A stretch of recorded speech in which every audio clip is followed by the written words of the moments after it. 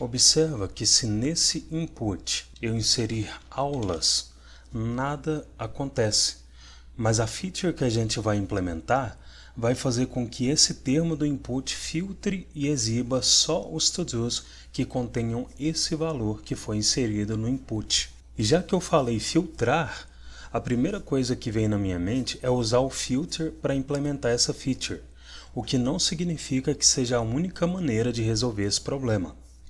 Em JavaScript, existem várias e várias soluções para um único problema, e esse problema que a gente vai resolver agora é só um exemplo disso.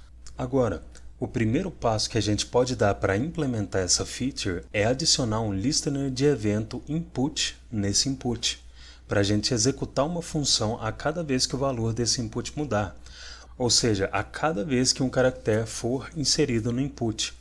E essa função que a gente vai implementar vai ser responsável por fazer um match entre o valor que foi inserido no input e as strings dos to-dos. A cada execução da função, o item do to-do que der match com o valor do input vai permanecer intacto na tela e o item do to-do que não der match com o valor do input vai ficar invisível.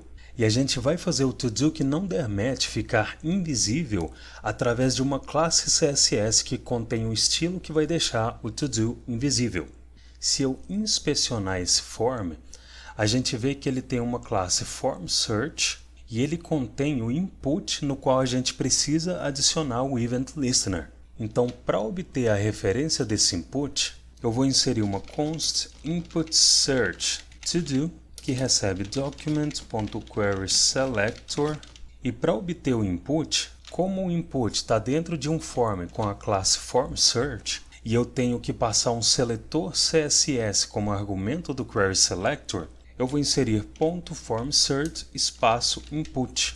Então agora que a gente obteve a referência do input, lá embaixo, para inserir um listener de evento nesse input, eu vou inserir input search to do .add event listener, que recebe o input como primeiro argumento, porque eu quero executar uma função a cada vez que o valor do input mudar, e como segundo argumento eu vou inserir a função que vai ser executada, e essa função tem um parâmetro event, que vai receber um objeto com informações do evento, e dentro dessa função, para testar se essa função está sendo executada a cada modificação no valor do input, eu vou inserir um console.log que vai obter o valor do input, então event.target, que é o próprio elemento no qual o evento foi encadeado, .value, que vai resultar no valor do input, .trim, que vai remover possíveis espaços em branco do início e do fim da string.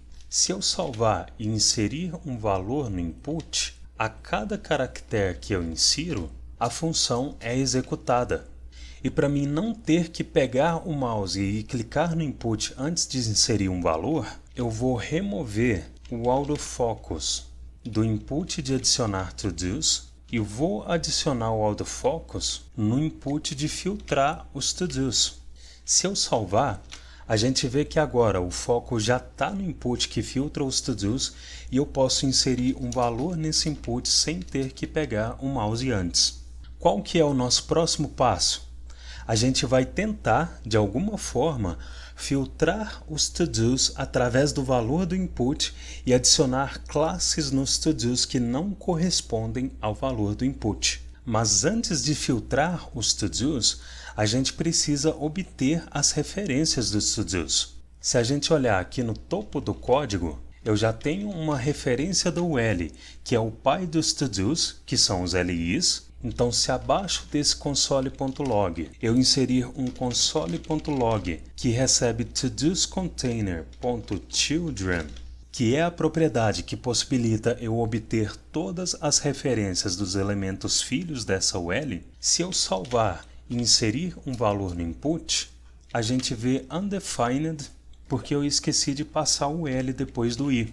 Se eu salvar e inserir um valor no input, a gente vê um HTML collection que contém as referências de todos os elementos filhos da UL. E agora que eu obtive as referências desses elementos, A cada vez que o valor desse input for modificado, eu quero obter um array só com as strings dos to-dos que correspondem ao valor do input. Como que eu vou fazer isso? Eu posso usar o método filter, só que eu não posso usar o método filter nessa expressão porque ela está gerando um HTML collection. E como um HTML collection não é um array, se eu encadear o filter nele, um erro vai ser lançado dizendo que filter is not a function. Então, antes de usar o filter, eu vou ter que converter essa HTML collection em array através do método from da função construtora array. Então, por enquanto, eu vou comentar esse console.log aqui em cima, vou remover esse console.log e vou envolver essa expressão na invocação do array.from. Então, agora que essa invocação está resultando em um array de LIs, que são os to-dos, eu vou encadear a invocação do filter, que recebe uma função com o parâmetro to-do, e por enquanto, por motivos didáticos, dentro dessa função eu vou inserir um console.log que recebe o texto de cada to-do. Então, todo.textContent. E se aqui no index.html a gente observar uma LI, a gente vê que o texto dela está dentro de um span, mas isso não vai fazer diferença. Mesmo que a gente tenha encadeado a text content na LI e não no span, como esse texto está dentro da LI, ele vai ser obtido pela text content. Vamos comprovar? Se eu salvar e inserir um valor no input, a gente vê a string de cada to-do dentro da UL. Agora, o meu próximo passo é exibir no console um boolean que indica se o valor que eu inseri no input existe em alguma dessas LIs. Como que eu vou fazer isso? Observa que se aqui no console eu inserir uma string JavaScript, se nessa string eu encadear um includes que recebe w como argumento, ele retorna false porque não existe um w nessa string. Mas se eu passar um s como argumento, ele retorna true porque essa string contém um s. Ou seja, se nesse text content eu encadear o includes e passar como argumento o valor do input, eu vou obter um boolean indicando se a string do to-do contém o valor inserido no input. Então, para inserir o valor do input, que é essa expressão, eu vou substituir esse comentário por uma const input value, que recebe a expressão que resulta no valor do input, e eu vou inserir a input value como argumento do includes. Se eu salvar e inserir w no input, a gente vê false exibido 3 vezes porque nenhuma dessas 3 strings contém um caractere w, mas se eu substituir o w por um A minúsculo, a gente vê true exibido 3 vezes no console porque as strings desses 3 to-dos contêm A minúsculo. Qual que é o nosso próximo passo? Ao invés de exibir um boolean no console, eu quero exibir as LIs que contêm o valor que foi inserido no input. Para fazer isso, primeiro eu vou substituir esse console.log por um return, ou seja, agora essa invocação do filter vai retornar um array só das LIs nas quais o texto contém o valor do input, e para visualizar esse array, eu vou armazenar toda essa expressão em uma const filtered LIs, e abaixo dessa const eu vou inserir um console.log que exibe a filtered LIs. Se eu salvar e inserir o w no input, a gente vê um array vazio porque nenhuma dessas LIs contém uma string que contém um w.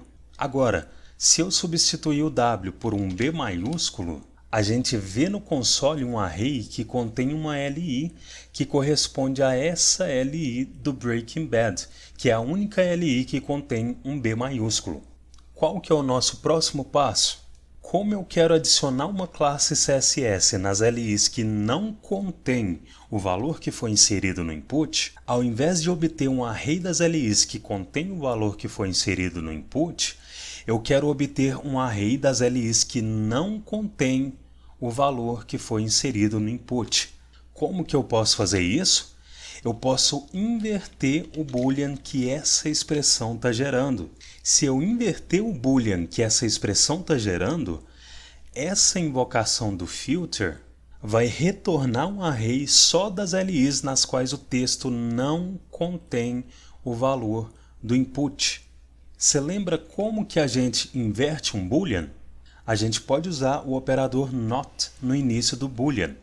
Se aqui no console eu inserir not false, true é retornado, e se eu inserir not true, false é retornado.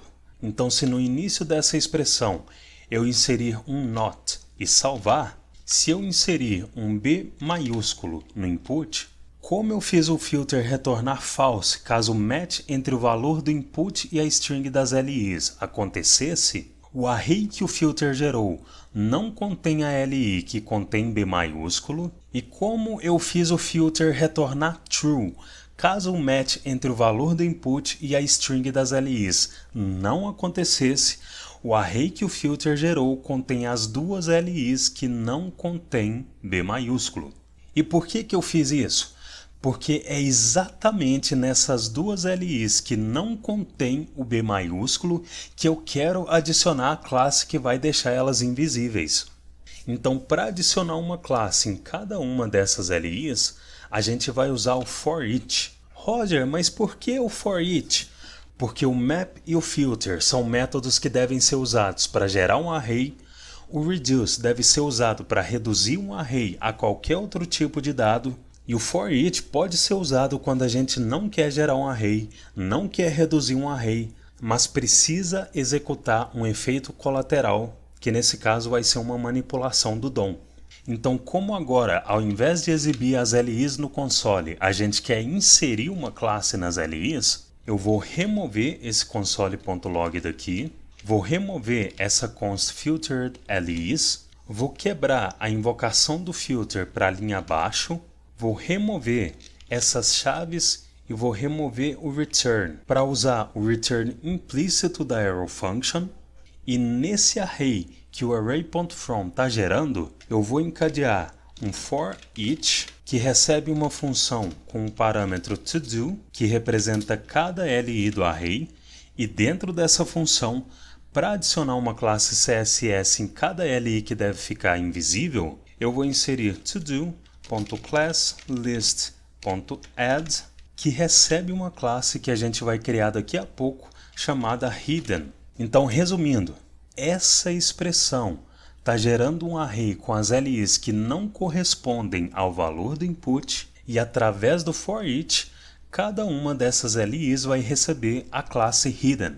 Se eu salvar, inspecionar essa UL para visualizar as LIs e inserir B maiúsculo no input, observa que as duas LIs que não contêm um B maiúsculo receberam a classe hidden, e a LI que contém o B minúsculo não recebeu a classe hidden.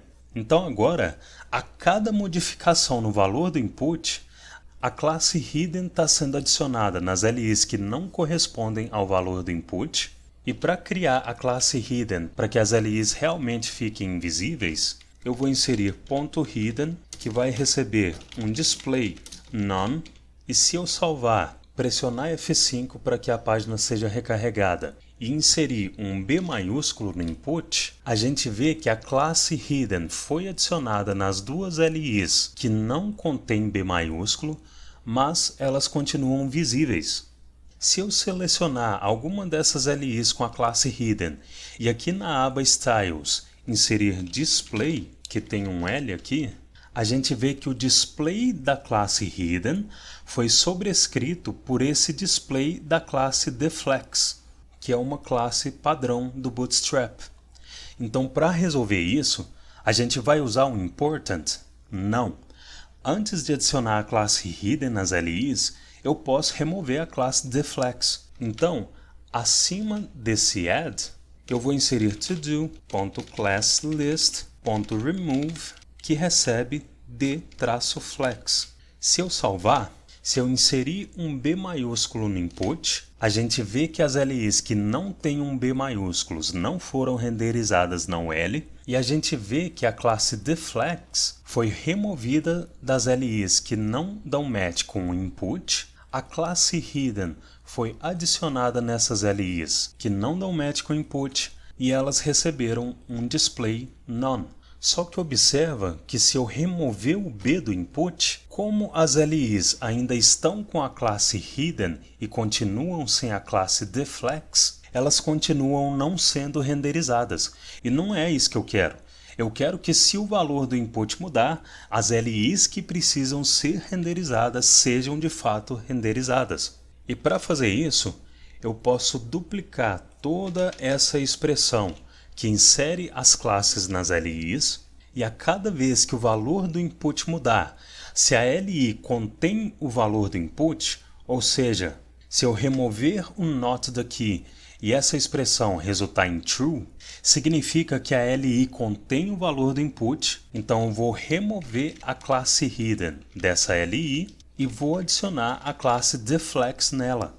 Se eu salvar e inserir B maiúsculo no input, a gente vê que as LIs que não têm um B maiúsculo não foram renderizadas na UL. Se eu remover o B do input, as LIs que não eram renderizadas recebem a classe Deflex, têm a classe Hidden removida e agora são renderizadas.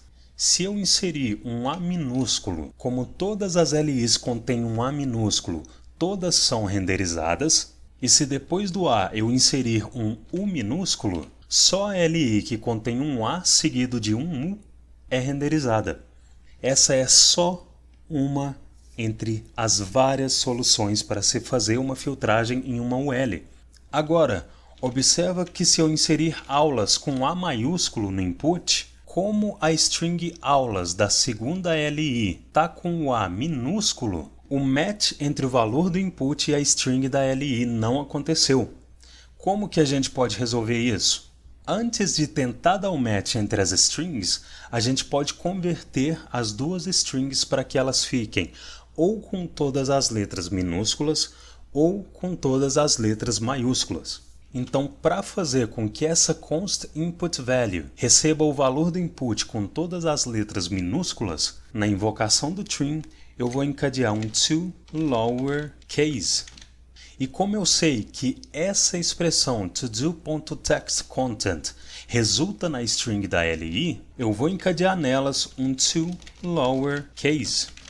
Se eu salvar e inserir A maiúsculo no input, como agora não importa se o A inserido no input é maiúsculo ou minúsculo, e como todas as LIs têm um caractere A, todas as LIs foram renderizadas. E se em seguida do A eu inserir um U minúsculo, mesmo que o A e o U dessa LI sejam minúsculos, o match acontece e só a LI que contém um A seguido do U é renderizada. E agora a gente pode cuidar desse último Event Listener que exibe os to-dos que deram um match com o valor do input e esconde os que não deram.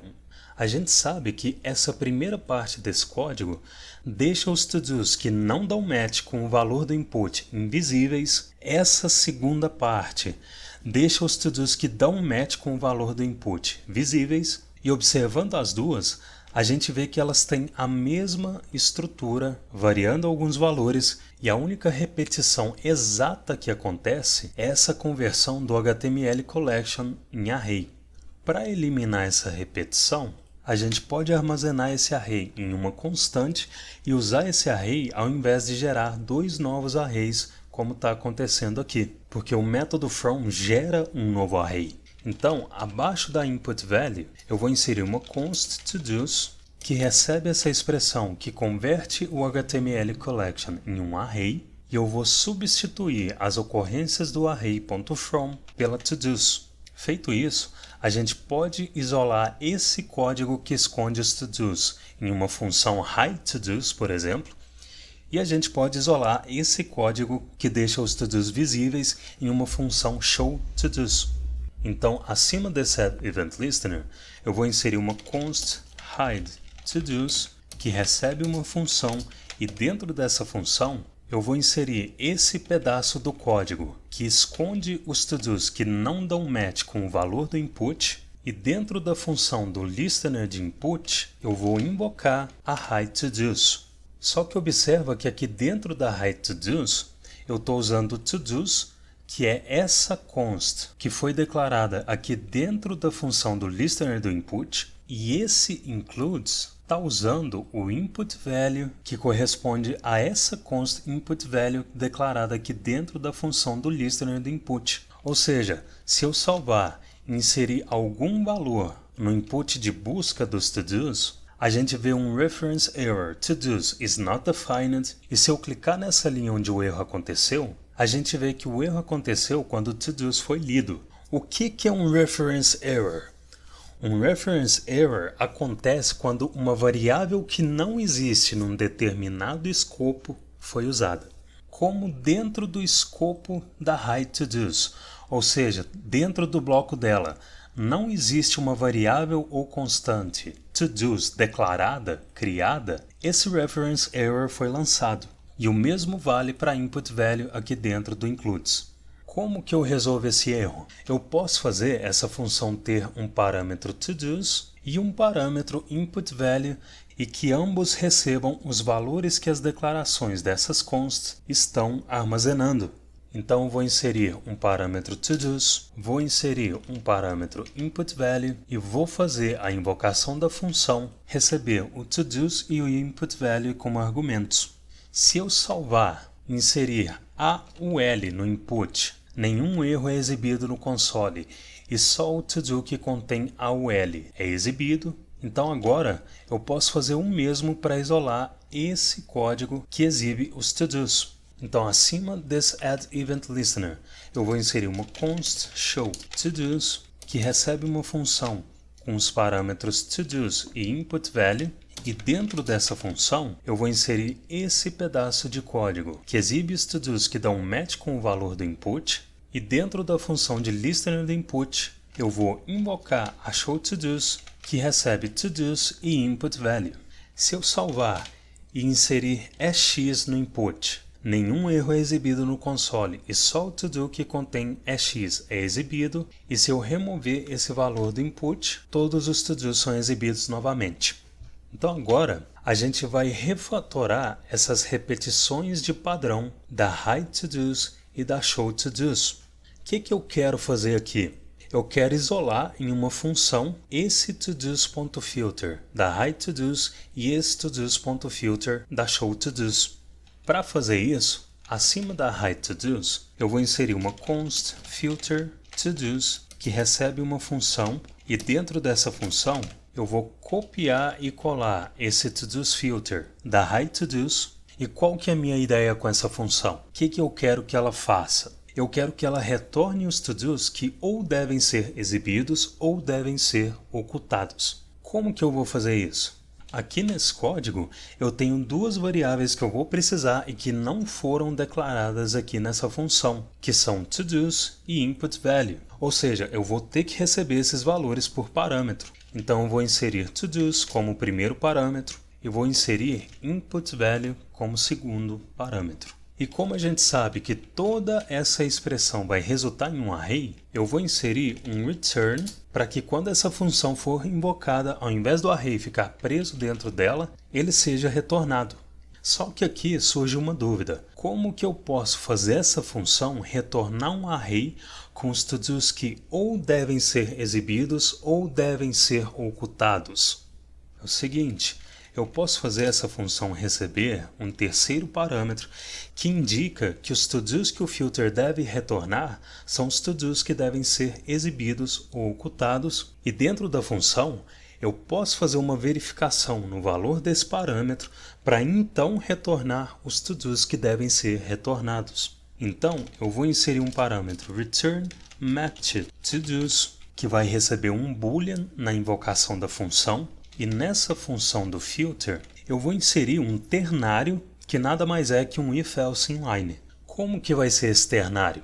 Aqui no retorno da função, eu vou inserir o return matched toDos e eu vou inserir que se o return matched toDos contém um valor truthy, eu vou remover esse not da expressão e como essa expressão retorna true quando o valor do input dá match com a string do to-do, o filter vai incluir esse to-do no array que ele está gerando. E se o filter tiver que gerar um array com os to-dos que não dão match com o valor do input, eu vou colar essa mesma expressão e vou inserir um not na frente dela. Só que eu acabei de repetir código de forma desnecessária, porque eu posso armazenar essa expressão em uma constante e usar a constante no lugar dessas duas expressões. Então, eu vou recortar esse ternário, vou abrir e fechar o bloco dessa função, vou inserir um return que vai retornar o valor que o ternário gerar, e acima do return eu vou inserir uma const